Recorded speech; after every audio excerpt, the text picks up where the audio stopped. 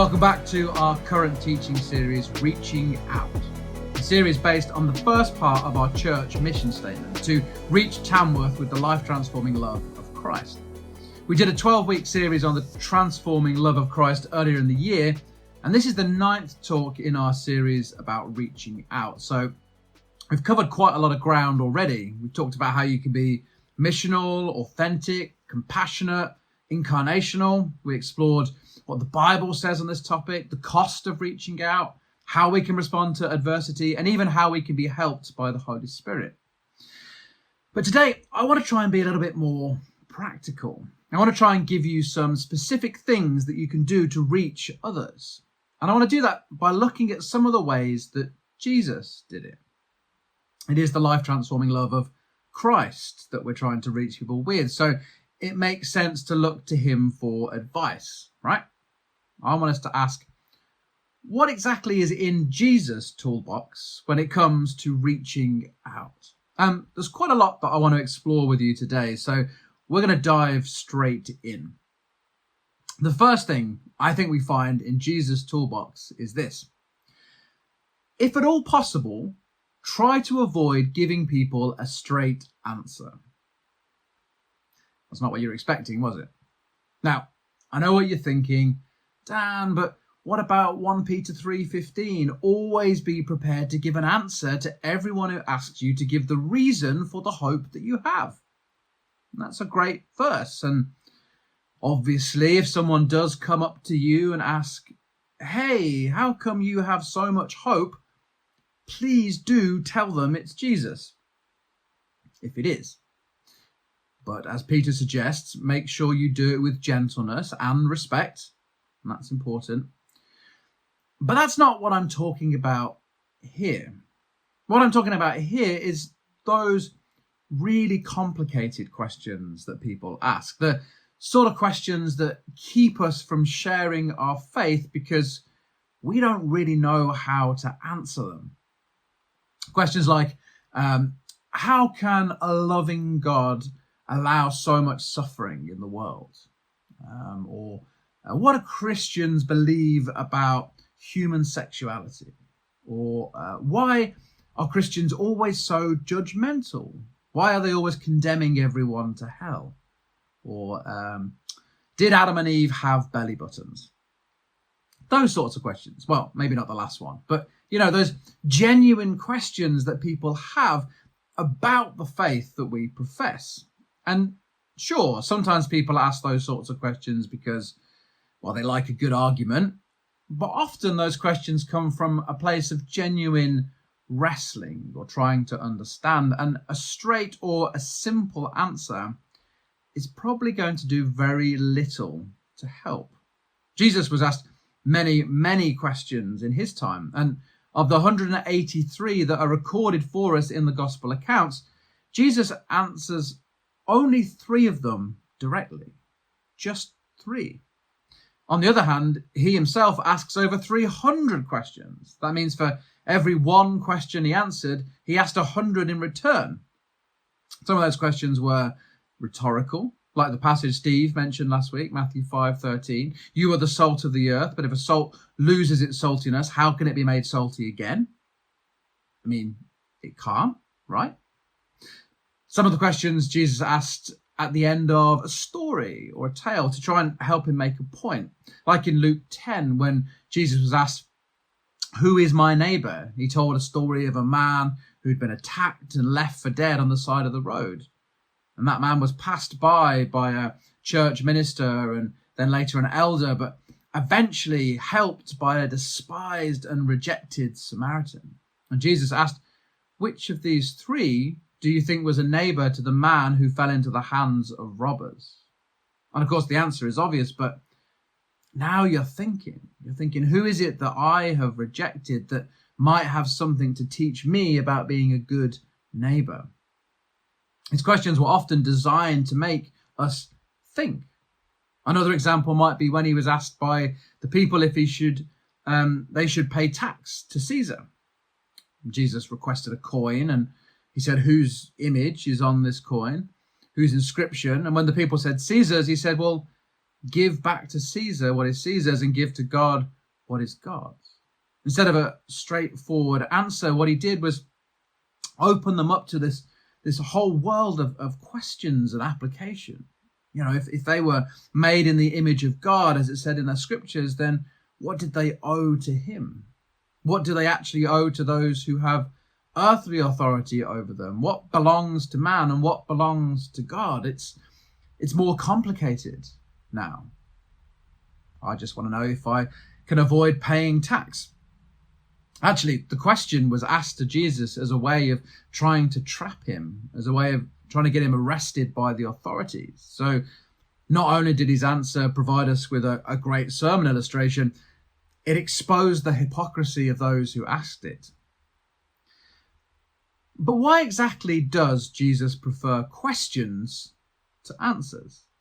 Because it would be easier, wouldn't it, if he just gave us all the right answers? You know, that way, whatever complicated or messy questions someone has for us, we would always just have the solution.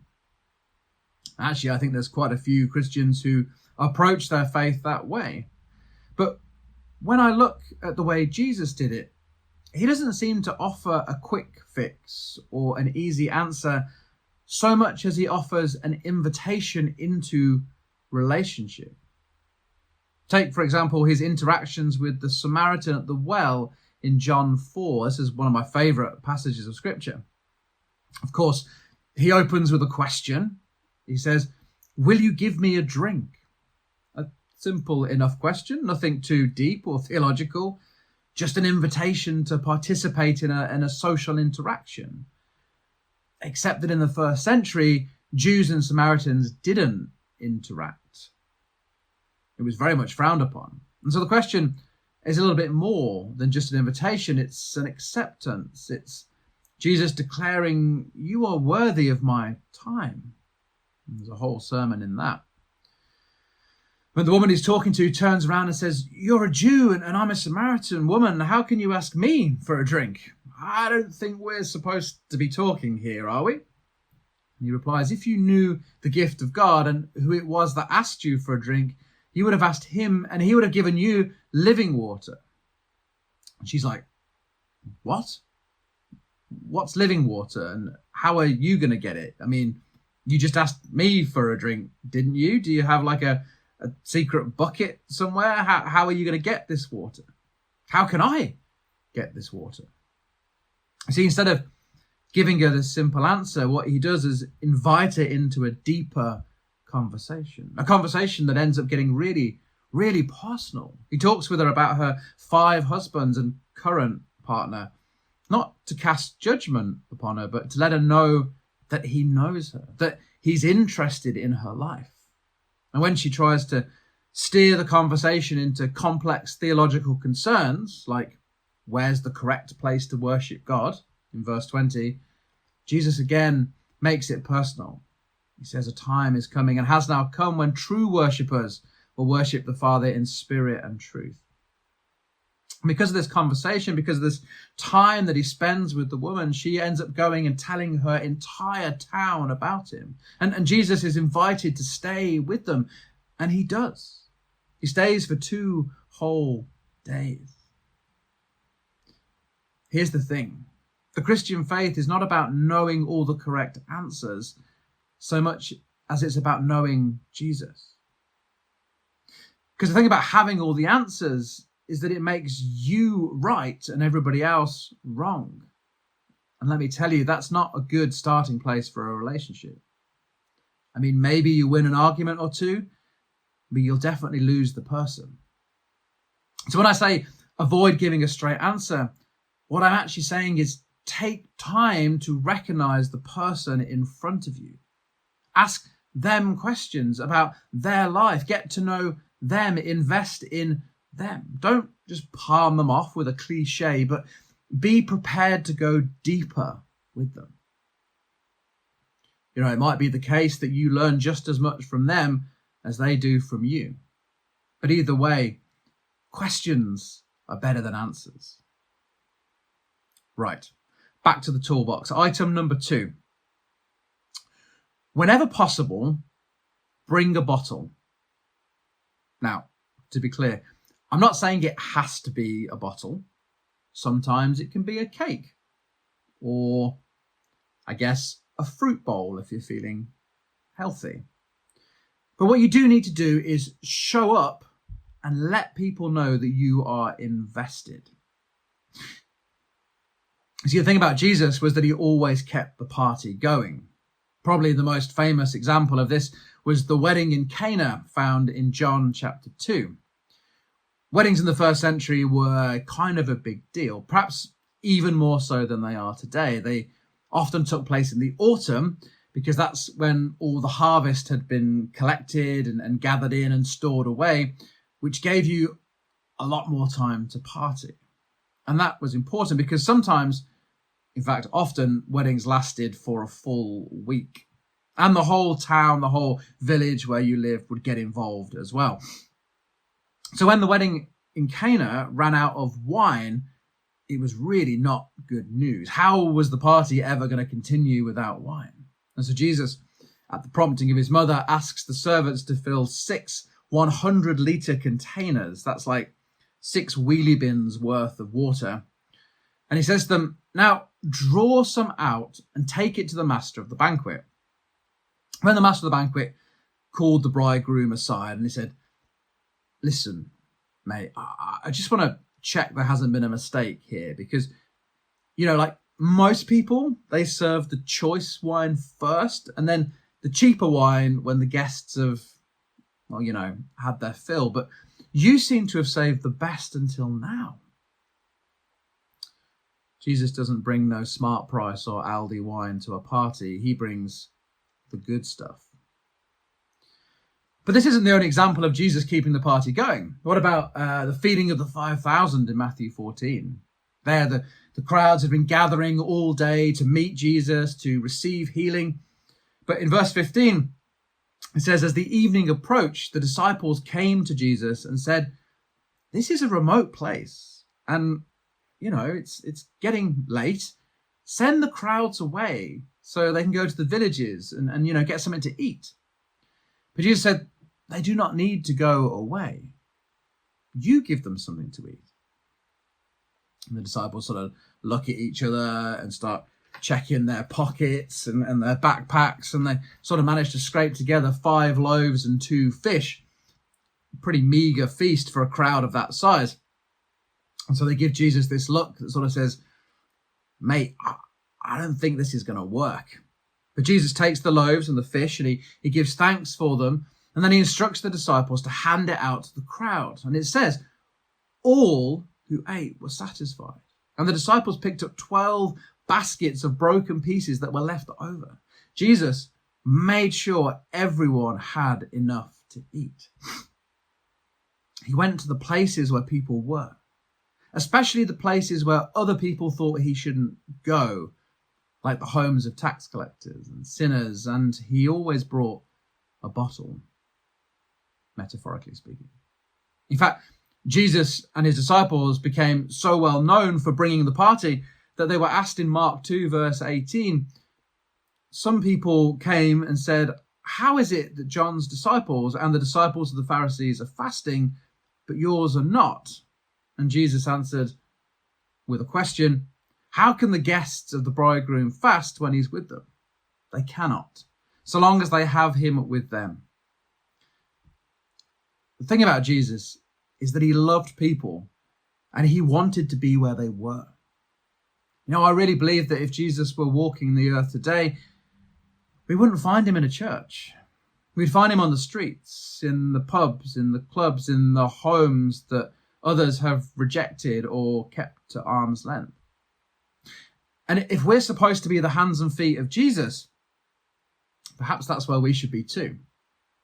There's this old Christian adage or saying that says you need to be in the world but not of the world. Maybe you've heard that before. But I think over the years, somehow that's been taken to mean that you should keep a good distance from everything and everyone who is not a Christian. I think that's a kind of a false dichotomy, because the world is filled with many wonderful things created by God for our delight, for our enjoyment. The issues only arise when those things become like God to us. When we make food and drink or partying our highest priority. And so I want to suggest a replacement for that saying. Instead, why don't we say, let's be about the kingdom whilst we are in the world. In fact, I think Jesus said something like that himself, didn't he? So do not worry saying, what shall we eat, or what shall we drink, or what shall we wear? But seek first the kingdom and his righteousness, and then all these things will be given to you as well. See, the thing about being able to give an answer for the hope that we have is that we actually have to be where people are in order to give that answer. We have to want to spend time with them. And if you bring a bottle or a cake, you're going to want to stay so that you can enjoy it together. So get invested in the lives of those around you. Show up when you're invited and be present. The final item in Jesus' toolbox that I want to explore with you today is this. Sometimes you might need to kick over the tables. I bet you've never heard that method of evangelism before, have you? Actually, I think this is one of the most powerful tools that we have. Sometimes we have this view that in order to reach others, we need to, kind of be like lovely and all gentle and kind, floating on the wings of angels and sweetly smiling at everyone as we bless the little children. And, there's some truth to that. If you want to be holy, be kind, right? But there are actually some things that we should get mad about. And it's the same sort of stuff that Jesus got mad about. You know the story. Jesus, he enters Jerusalem a week before his crucifixion. He goes straight to the temple, the center of cultural and religious life, where people came from all over to pray, to put themselves right with God. But what does he find? He finds stalls, shops, places where people could exchange their money, probably a Costa and a Starbucks as well. And it says in Matthew 21, verse 12, Jesus entered the temple courts and drove out all who were buying and selling there. It says he overturned the tables of the money changers and the benches of those selling doves. It is written, he said to them, my house will be called a house of prayer. You are making it a den of robbers. People couldn't get to the temple, and so Jesus cleared the way for them. And a few chapters later, he has some fairly stern words for the religious leaders who had been allowing the temple to become so corrupt. Woe to you, teachers of the law and Pharisees, you hypocrites! You shut the door of the kingdom of heaven in people's faces. You yourselves do not enter, nor will you let those enter who are trying to. And later on he says, again, woe to you, teachers of the law and the Pharisees, you hypocrites! You give 1/10 of your spices, your mint, your dill, your cumin, but you've rejected the more important matters of the law, justice, mercy, and faithfulness. You should have practiced the latter without neglecting the former. And there are many other very strong words of rebuke found in chapter 23 of Matthew. And this isn't the only place either. What about that time he was being watched to see if he would heal on the Sabbath? It says, Jesus looked around at them in anger and deeply distressed at their stubborn hearts, said to the man, stretch out your hand. And he stretched it out and his hand was completely restored. What about his defense of the woman caught in adultery in John 8, or his choice words for Simon, who ignored the prostitute that had come into his home in Luke 7? There are so many examples of Jesus getting mad when people were treated unjustly or prevented from entering the kingdom of heaven. And that's the sort of stuff that should make us mad too.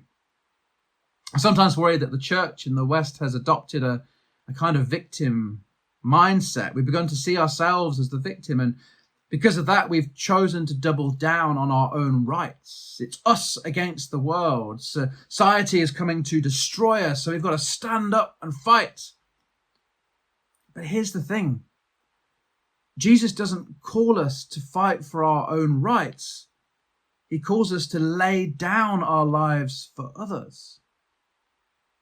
You know, there's a big difference between being a victim and a sacrifice. A victim is defined by their circumstances. A sacrifice knows its worth, but lays down its life in favor of another. I'm not saying we're not persecuted, and certainly globally the church is being persecuted, but the church is not a victim because Jesus is not a victim.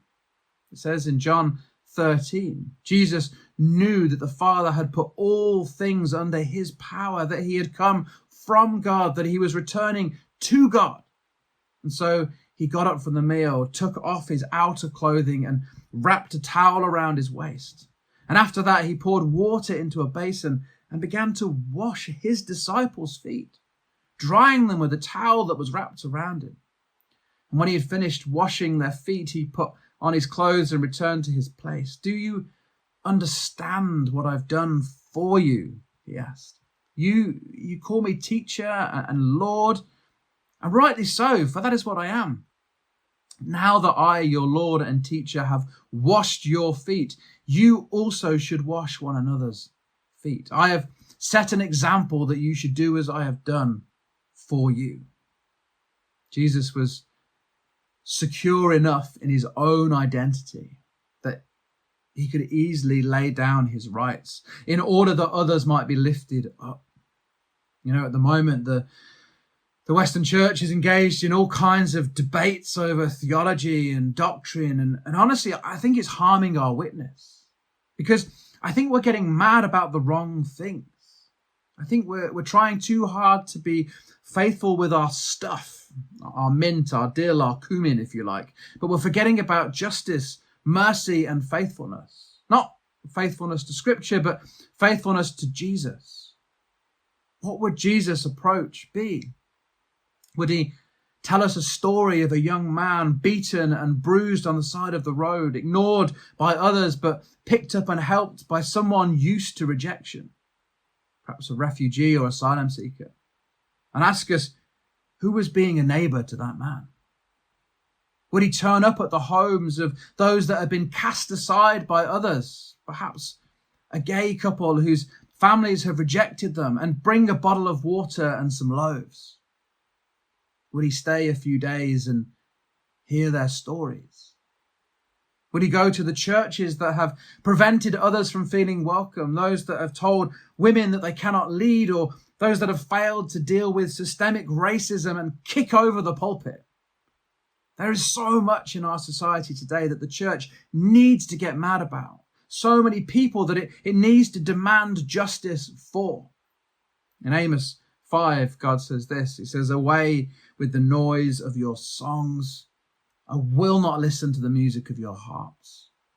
But let justice roll on like a river, righteousness like a never-failing stream." Sometimes we need to kick over the tables. But let's make sure that we're getting mad about the right things and not the wrong things. So that's Jesus' toolbox for reaching out. Not all of it. I'm sure I could probably do another couple of talks at the various ways that Jesus reached out. And maybe I will at some point. But those are the ones that I felt were important to share today. If at all possible, avoid giving people a straight answer. Not because you want to be annoying, but because you care enough to ask about them. Allow people to teach you at least as much as you think you need to teach them. Or, if you're going to really do it Jesus' way, ask 100 questions for every answer you give. Go deeper with people. Go deeper with the people that God has placed in your life.